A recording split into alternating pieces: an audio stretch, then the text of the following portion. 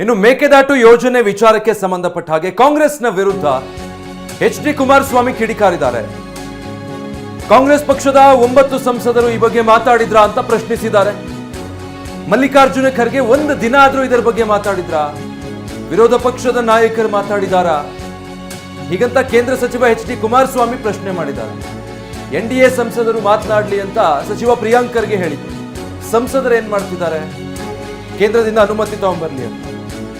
ಅದಕ್ಕೆ ಈಗ ಎಚ್.ಡಿ. ಕುಮಾರಸ್ವಾಮಿ ಈ ರೀತಿ ಕೌಂಟರ್ ಕೊಟ್ಟಿದ್ದಾರೆ. ಹಾಗಿದ್ರೆ ಮೊದಲಿಗೆ ಸಚಿವ ಪ್ರಿಯಾಂಕ್ ಖರ್ಗೆ ಏನು ಹೇಳಿದ್ರು, ಅದಕ್ಕೆ ಎಚ್.ಡಿ.ಕೆ ಯಾವ ರೀತಿ ಕೌಂಟರ್ ಕೊಟ್ಟಿದ್ದಾರೆ ನೋಡಿ. 12 ವರ್ಷ ಆಯ್ತು ಸ್ವಾಮಿ, ಒಂದ್ಸರಿಯಾನ ಯಾವ್ದಾದ್ರು ಕರ್ನಾಟಕದ ಬಗ್ಗೆ ಕನ್ನಡಿಗರ ಬಗ್ಗೆ ಧ್ವನಿ ಎತ್ತಿದಾರ? ನನಗಂತೂ ಯಾವುದೇ ಎಕ್ಸ್ಪೆಕ್ಟೇಷನ್ ಇಲ್ಲ. ನೀವು ಯಾಕೆ ಇನ್ನೂ ಇಟ್ಕೊಂಡಿದ್ದೀರಾ ನನಗೆ ಗೊತ್ತಿಲ್ಲ. ಅವರಷ್ಟು ಅಸಮರ್ಥ ನಾಯಕತ್ವ ಇಡೀ ದೇಶದಲ್ಲೇ ನಾನು ನೋಡಿಲ್ಲ. ಬಾಲೇಶ ಥರ ಹೇಳಿಕೆ ಕೊಡ್ತಾರೆ. ಏನು ಬರೀ ನಮ್ದು ಒಂದೇ ಜವಾಬ್ದಾರಿನಾ? ಸಂಸತ್ ಸದಸ್ಯರು ಏನು ಮಾಡೋಕ್ಕಾಗುತ್ತೆ? ಸಂಸದರುಗಳು ಯಾಕೆ ಮಾತಾಡ್ತಾರೆ? ಈಗ ಅಲ್ಲ 9 ಜನ ಅವರವರಲ್ಲ ಅವರೇ ಆದರೂ ಮಾತಾಡಿದ್ರ. ಮಲ್ಲಿಕಾರ್ಜುನ್ ಖರ್ಗೆ ಫ್ಲೋರ್ ಲೀಡರ್ ಇದ್ದಾರಲ್ಲ ರಾಜ್ಯಸಭೆಯಲ್ಲಿ, ಯಾವತ್ತಾದರೂ ಒಂದಿನ ರಾಜ್ಯಸಭೆಗೆ ಅವರು ಫ್ಲೋರ್ ಲೀಡರ್ ಆಗಿ ಅಪೋಸಿಷನ್ ಲೀಡರ್ ಆಗಿ ಅಲ್ಲೇನು ಕಾರ್ಯನಿರ್ವಹಣೆ ಮಾಡ್ತಾ ಇದ್ದಾರೆ.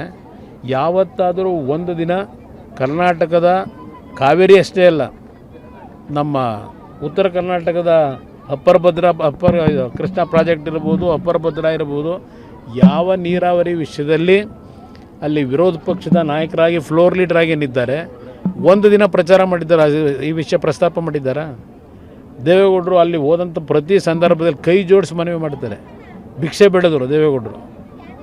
ನಿಮಗೆಲ್ಲ ನೋಡಿದ್ದೀರಿ, ನಿಮ್ಮ ಚಾನಲ್ಗಳೆಲ್ಲ ತೋರಿಸಿದ್ದೀರಿ. ಅವರು ಅಷ್ಟೊಂದು ನ್ಯಾಯವಿನಯತೆಯಿಂದ ಕೇಳಿದ್ರು, ಇವತ್ತು ನಮ್ಮ ನ್ಯಾಯವನ್ನು ಕೊಡಿಸ್ಲಿಕ್ಕಾಗಿಲ್ಲ. ಇದು ಇರ್ತಕ್ಕಂಥದ್ದು. ಅದರಿಂದ ಇಲ್ಲಿ ರಾಜಕೀಯದ ಪ್ರಶ್ನೆ ಇಲ್ಲ. ಇಲ್ಲಿ ಈ ಭಾರತದ ಒಕ್ಕೂಟದ ವ್ಯವಸ್ಥೆಯಲ್ಲಿ ಯಾವುದೇ ಸರ್ಕಾರಗಳಾಗಲಿ ಇವತ್ತು ನೀರಿಲ್ಲ, ಜಲಾಶಯಕ್ಕೆ ಈ ಬಾರಿ ಏನಾಗುತ್ತೋ ಗೊತ್ತಿಲ್ಲ. ಕೇಂದ್ರದ ಇದ್ರ ಬಗ್ಗೆ ಕ್ಯಾಬಿನೆಟ್ಟಲ್ಲಿ ಹಲವಾರು ಬಾರಿ ಚರ್ಚೆ ಮಾಡಿದ್ದೀವಿ. ಈಗ ಕಳೆದ 2-3 ಕ್ಯಾಬಿನೆಟ್ನಲ್ಲೂ ಪ್ರಧಾನಮಂತ್ರಿಗಳು ಇದ್ರ ಬಗ್ಗೆ ಅವರೇನು ಸ್ವಲ್ಪ ಆತಂಕ ವ್ಯಕ್ತಪಡಿಸಿದ್ದಾರೆ. ಅವ್ರಿಗೂ ಗೊತ್ತಿದೆ. ದೇವೇಗೌಡರು ಪ್ರಧಾನಮಂತ್ರಿಗಳಿದ್ದಾಗ ನರ್ಮದಾ ನದಿ ನೀರಿನ ಹಂಚಿಕೆ ವಿಷಯದಲ್ಲಿ ಅವ್ರು ಕೊಟ್ಟಂಥದ್ದು ಕೆಲವು ತೀರ್ಮಾನಗಳು ಇವತ್ತು ಆ ಭಾಗದಲ್ಲಿ 2-3 ರಾಜ್ಯಗಳಿಗೆ ಅನುಕೂಲ ಆಯಿತು. ಆ ರೀತಿ ನಮ್ಮ ರಾಜ್ಯದಲ್ಲಿ ಪಕ್ಕದ ತಮಿಳುನಾಡು, ಪಕ್ಕದ ಆಂಧ್ರ ಪ್ರದೇಶದಲ್ಲಿ ಏನು ಈ ಒಂದು ತಕರಾರು ಹಲವಾರು ವರ್ಷಗಳಿಂದ ಇದೆ. ಯಾರು ಜವಾಬ್ದಾರಿಯನ್ನು ನಿರ್ವಹಣೆ ಮಾಡ್ತಕ್ಕಂಥದ್ರಲ್ಲಿ ಕರ್ನಾಟಕದ ಬಗ್ಗೆ ಗಮನ ವಹಿಸ್ತಕ್ಕಂಥದ್ರಲ್ಲಿ ಇಷ್ಟಲಿವರೆಗೆ ಏನು ವಿಫಲ ಆಗಿದೆ, ಅದನ್ನು ಸರಿಪಡಿಸಬೇಕು ಅನ್ನೋದೇ ನನ್ನ ಅಭಿಪ್ರಾಯ.